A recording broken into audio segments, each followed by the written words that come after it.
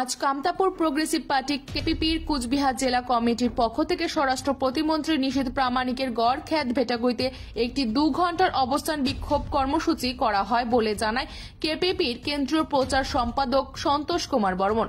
এই দিনের অবস্থান বিক্ষোভ কর্মসূচিতে কেপিপির প্রায় 5 শতাধিক কর্মী সমর্থক উপস্থিত ছিলেন বলে জানান কেপিপির নেতৃত্ব। কেপিপির অবস্থান বিক্ষোভ ঘিরে ভেটাগুড়িতে তুমুল উত্তেজনা সৃষ্টি হয়। কেপিপির পক্ষে অভিযোগ করে যে বিজেপির সমর্থিত কিছু দুষ্কৃতী ভয় ভাবুকি দেখিয়ে বিক্ষোভ কর্মসূচিকে ছত্রভঙ্গ দেওয়ার চেষ্টা করে।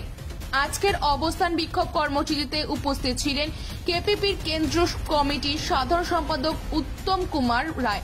কি বললেন কেপিপির কেন্দ্র কমিটির সাধারণ সম্পাদক উত্তম কুমার রায়, দেখে নিন বিস্তারিত।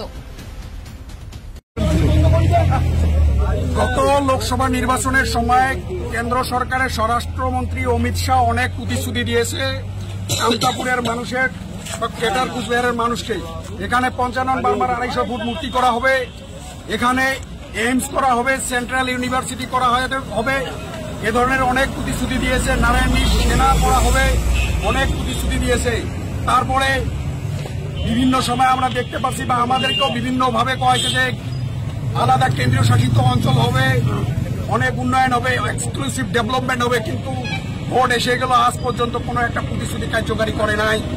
তাই আমরা এখানে অবস্থান বিক্ষোভ কার্যসূচির দ্বারা, যেহেতু আমাদের কুচবিহারের সন্তান নিশীথ প্রামাণিক, উনি স্বরাষ্ট্র প্রতিমন্ত্রী, ওনার বাড়িতে আমরা একটা গণতান্ত্রিক ওনার এরিয়ায় একটা গণতান্ত্রিক অবস্থান বিক্ষোভ কার্যসূচি আমরা পালন করার সিদ্ধান্ত নিয়েছি। কিন্তু সকাল থেকেই আমাদের কর্মীর উপর অনেক ধরনের অত্যাচার করা হয়, ভয় ভাবুকি দেখা হয়। এখানে আমাদের অনেক কর্মী আসার পরেও আমাদের কর্মীকে এখানে অবস্থান বিক্ষোভে সামিল হওয়ার ক্ষেত্রে বাধা দেওয়া হয়েছে।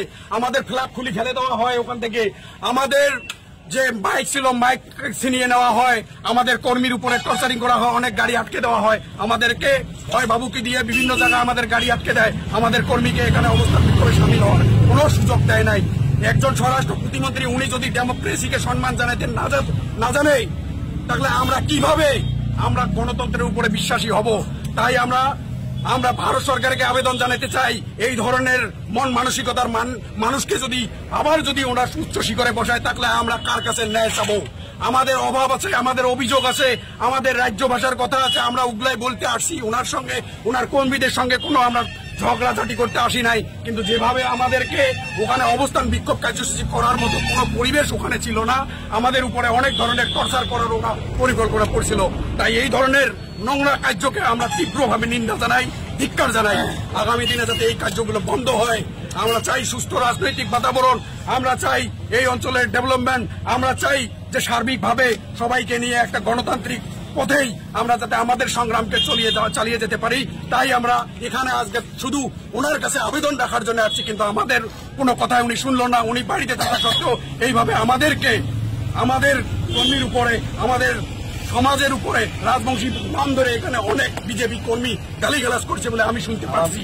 এটাকে আমি তীব্রভাবে ধিক্কার জানাই। আপনার পরিচয়? Uttam Kumar Roy, general secretary, Kamtapur progressive party.